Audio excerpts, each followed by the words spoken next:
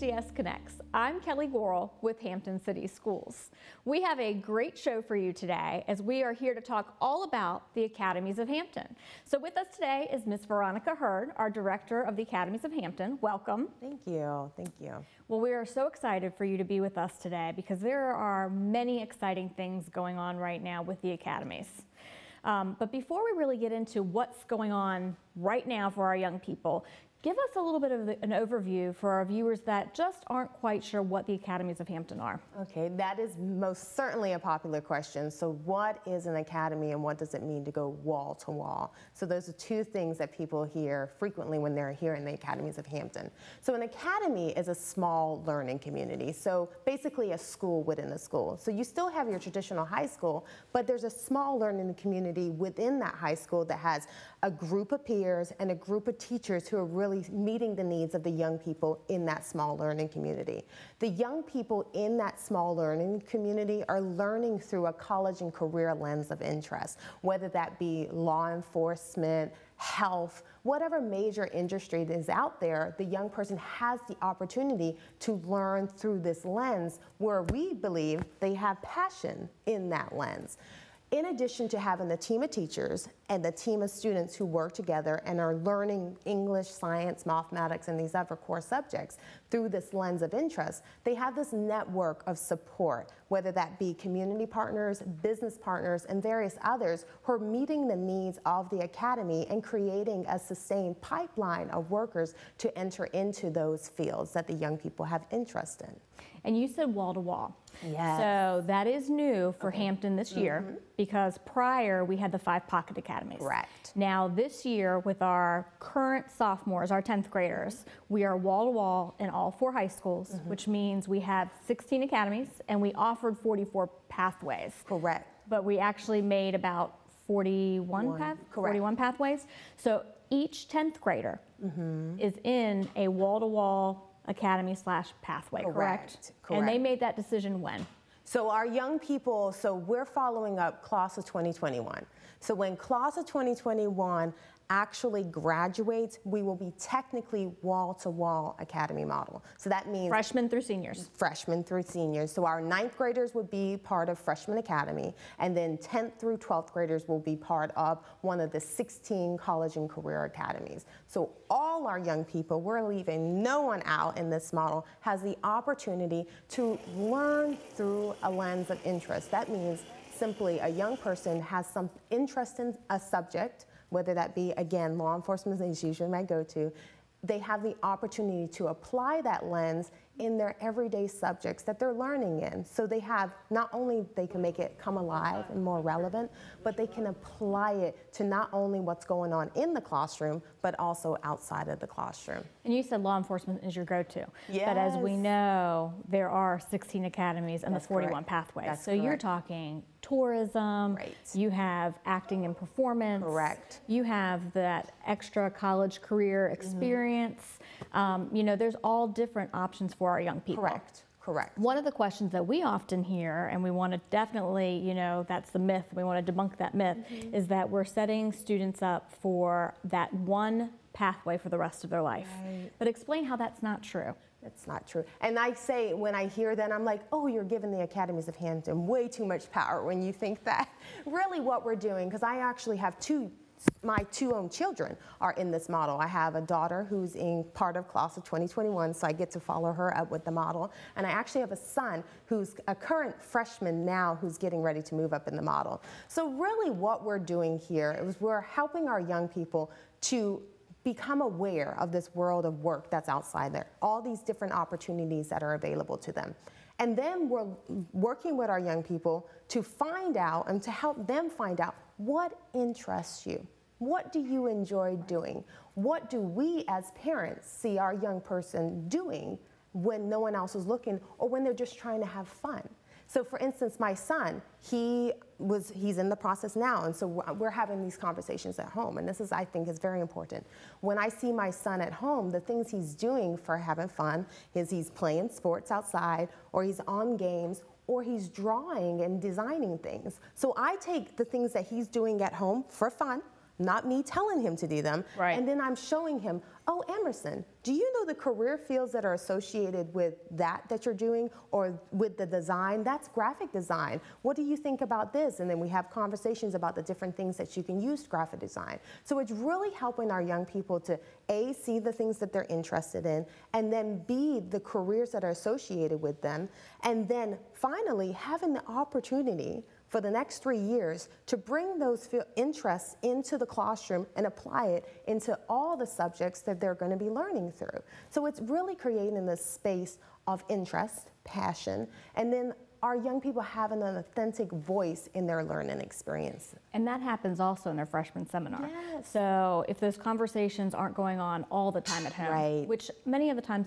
it is. Right. But if they're not, they're learning that during freshman seminar. That's that small learning community, so that those teachers have a better opportunity to have those personal relationships and learn more beyond, you know, just that A and B and the SOLs with our students, so that they can figure out their passions and help have those conversations as well. Most certainly. And what a great opportunity, because I know, and I'm not trying to date either of us, but we went through the high school, the traditional high school model, where it was just those core subjects.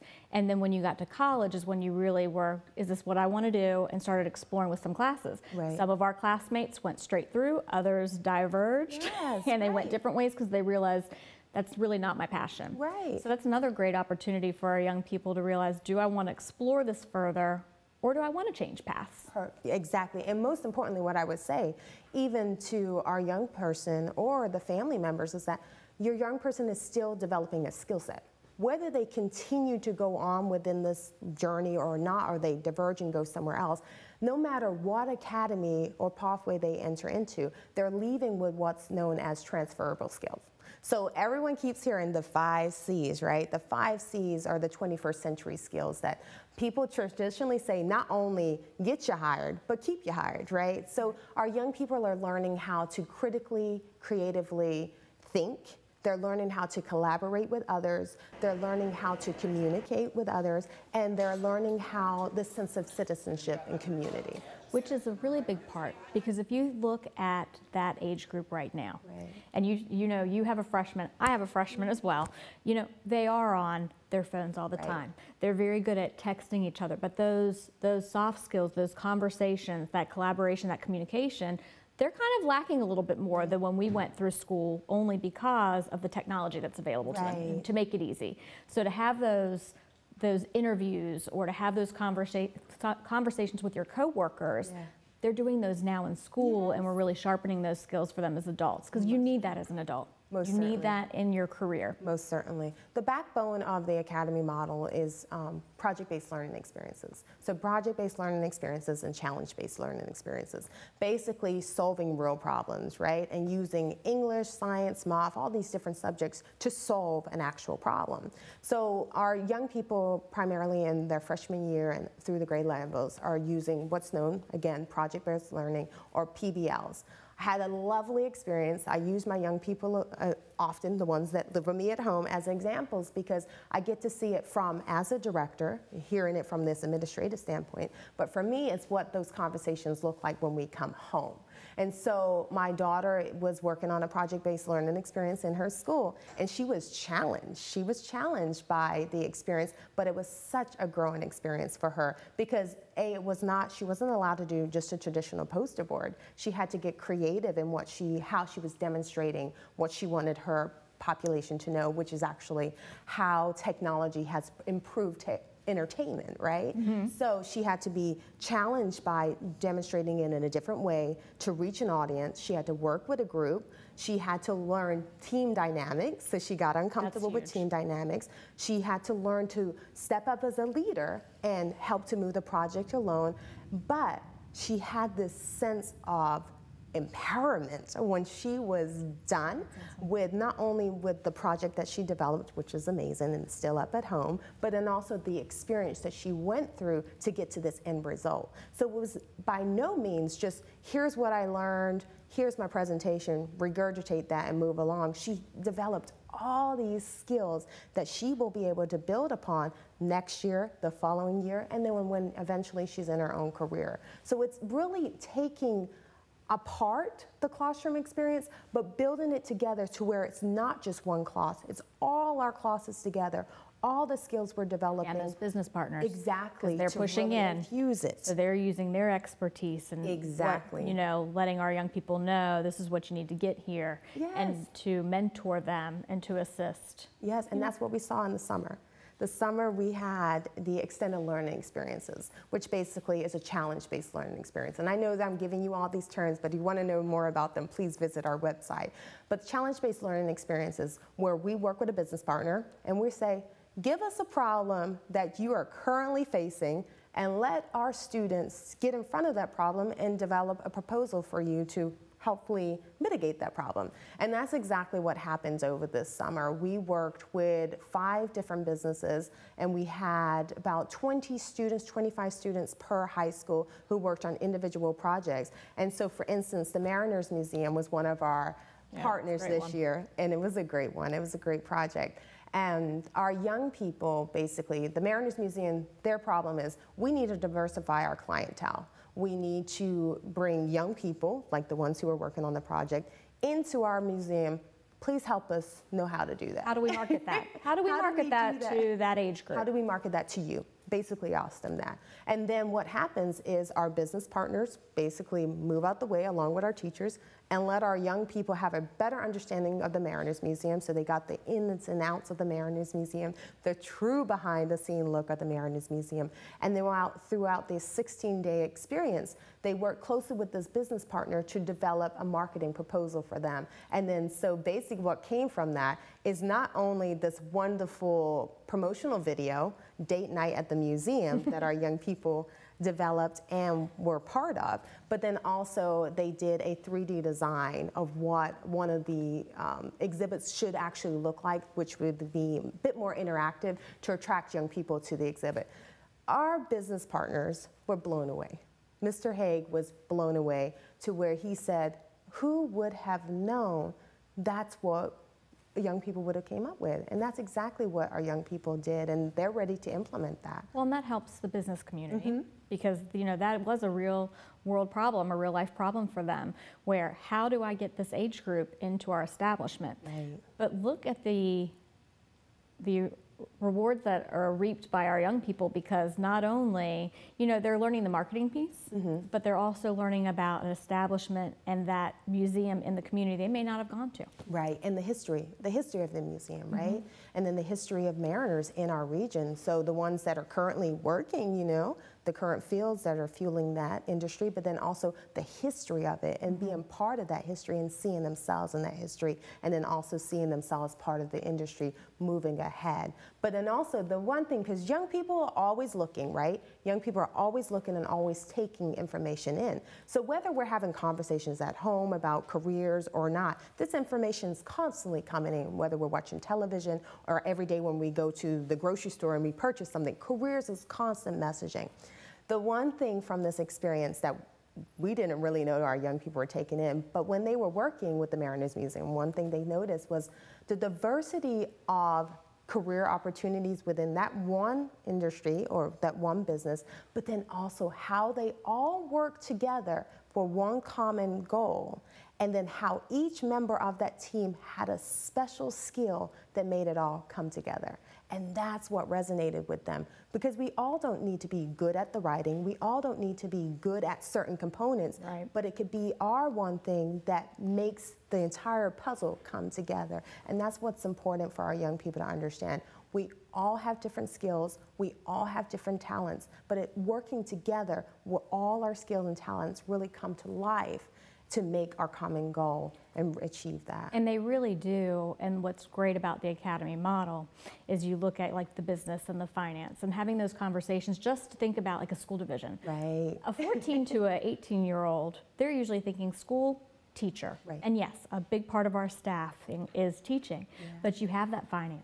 You have that budget, you have transportation and mechanics, you have the TV station, the marketing, and a lot of our 14 to 18-year-olds that are looking for that career to go into might not think, well, if I want to be a CFO one day, is it for a school division? Right. They don't put that, but there's still pay, there's payroll, there's budgeting and things like that. So it's really opening their eyes to all the different components of different industries that they may not realize. Right. Okay, so we've talked about the academies. I think it's a great overview. But what's going on right now? Right now, what isn't going on right now? That's true. That's true. There's always a lot going on. But what's really important for our freshmen right now? So for our current freshmen right now, one of the most important things that they should know is that the portal is open. So that basically means that our young people, along with their parents, should be logging into Parent Portal right now. Parent Portal, not Portal, the student part, but the parent. Okay. Exactly. Logging into Parent Portal and start putting in your selections. I did it last night with my son. We went through Parent Portal. Have to go through Parent Portal, so we make sure you have your login. If you need assistance with that, please reach out to your young person's school counselor to get that information. Logged into Parent Portal, you have the opportunity to put in you put in 4 options, the first choice through the 4th choice, your first choice being your highest choice, and then the other 3 that you would also like to be part of. What I did with my young person is made sure we had the programs of study available. That lists all the academies that are available to the young people, and then also the various pathways. What's information that was important to my son, and I'm sure with various other students, are the different courses that are associated with each pathway. So what would the course be the sophomore year, the senior, junior year, and senior year. So you get all this information, and then you also have a deeper dive into what that course looks like. So the programs of study is a very important document. Where can they find that? They can find it on the Academies of Hampton webpage, or there is also hard copies available in the counseling office as well, if you would prefer a paper version of that. So we'll make sure you get one. I promise you, it also has some great tips as family members, how to just engage in these conversations around career to really spark interest or see the interest your young person may have and where that lines up with the academies. Also, the other thing that we pulled open last night when we were going through the academy selection process was the My 10-Year Plan. So as you mentioned, in freshman year, our young people are exploring all these different opportunities that are available to them. My favorite quote is, young people cannot be what they don't see. So we are trying to show them this world of opportunity so they can see themselves in this world of opportunity. So our young people have been researching the different careers, hearing from business partners. I'll talk about one of the big events that we had recently. But with the My 10-Year Plan, the young person's been working through not only the careers that they're interested in, but the type of lifestyle they would like to have after they graduate. I found out my son would like to have 2 children and he wants to be married. I never knew that until I opened the My 10-Year Plan. So we went through that, and then we were able to map out not only the things that he's already been showing interest in, but through conversations, which academies maybe along the 3rd or 4th ones he may want to consider as well. So Parent Portal is open. It opened December 14th. It will remain open until January 18th. So it's important to get in there and put your selections in. From there, our young people will then find out around March 11th, their selection will be available via PowerSchool through the Parent Portal. Yes, Okay. So just to see that information. If your young person has been admitted into an academy outside of their current zone school or the current school, then you have to confirm that academy, and you have to do that by March 18th. So all these dates will be made available. They're coming up. Yes. But it's really important also to make sure that we emphasize, we keep saying wall to wall, all 4 high schools. So let's say I'm a student and I'm zoned for Kecoughtan, but the academy of my choice is at Phoebus. You can put that as your #1 choice. There are transportation, modes of transportation available either through Hampton City Schools or through the Freedom Pass with HRT. So don't let that be a reason why you do not choose the academy that you really want. Those options are there. You have options. Not only do you have options in your building, but you also have options outside of your building, right? We have 4 high schools. Our young people they have the opportunity to apply to any of one of the 16 academies outside or within their academy, within their high school. But equity is important, right? So each one of our buildings, in addition, they have unique academies. So there's 4 academies in each building, but each building has an engineering and technology academy or pathway, a creative arts academy or pathway, an information technology and business academy, and a public service academy. So it doesn't matter if you go to any one of our buildings, you will have those 4 quadrants represented in that building. In every single building. In every single building. In addition to that, you then have the unique academies within the buildings as well. Does that make sense? No, I think that that's perfect, because I think that a lot of parents and students always say, you know, do I have to go to a school that's not my zone school to get this experience? And for those pieces, no, they're all offered at each of the 4 high schools. But there are some that are unique that are offered at just an individual high school, but we do have those options for transportation for students to go. Definitely. And all of that was explained. We had parent nights back before winter break, where a lot of this information was explained to parents. But if they did not have the opportunity to attend a parent night, you know, this is a great conversation we're having now, but they can also reach out to their school counselors or those individuals within the schools for questions and to assist. That is right. We do have one more Rising 10th grade night coming up next week at Bethel High School. So that, again, this is one division, right? So if you were not able to attend the Rising 10th grade night at your zone school or your student's current school, you're more than welcome to join us at Bethel High School to get the same information as well. Perfect. So January, which day did you say? January 18th. 18th is that parent portal will close. Yes. So selections should be made. Yes. And that's very important. Yes. And then also our 8th grade students, which are rising 9th, have the opportunity to go in and say, you know, I think I'm ready to make that decision right now. Exactly. Before they've been through freshman seminar. So tell us just a little bit about that. So we know some young people, they just know, right? Some young people know from a young age that when I grow up, I want to be a chef, or when I grow up, I want to be XYZ. Some young people know. And for some young people, that academy that they would like to enter into is not in their zone school. So they have the opportunity as a rising 9th grader to do an early academy admittance. And so it's the same process. You go through parent portal again and make that academy selection. You will have one option as a rising 9th grader. So you put that selection in to get into that academy, and then that should open on March 12th. I need to cross-reference that date, but that will open. I believe it is March 12th. March 12th. So that will open for our rising 9th grade families to go in there and put in their academy selection for their rising 9th grader. Again, this is primarily for young people who are not zoned for the academy that they would like to enter into, so they can do their 4 years at one school. And also really know what they have a passion for. Yes. Because if they're unsure, they really probably need to just go to their zone school for their freshman year and go through that freshman academy experience to see all those different opportunities. And all our young people, even if you have early admittance or academy, you still don't start it to your 10th grade year. Correct. So even if I know I want to be a chef, right, I will enter that academy my 10th grade year, but I still enter high school and I'm part of that freshman academy. So I still get to have a deeper dive into what does it mean to be a chef. Is this what I want to do? What type of chef do I want to be? And then to still have those exploratory experiences around that with your freshman academy class as well. So right now we are living in, and when I say right now because it's January for us, we are living in the registration process for our rising 10th graders. But if I'm an 8th grader, a rising 9th grader, and I am interested in making that selection, that will be mid-March. Yes. And there will be parent nights for them as well at each of those 4 high schools coming up. Yes, they will be coming up in January, so coming up shortly, and then also the first week in February as well. Excellent. So anything else that you think we need to touch upon before we go?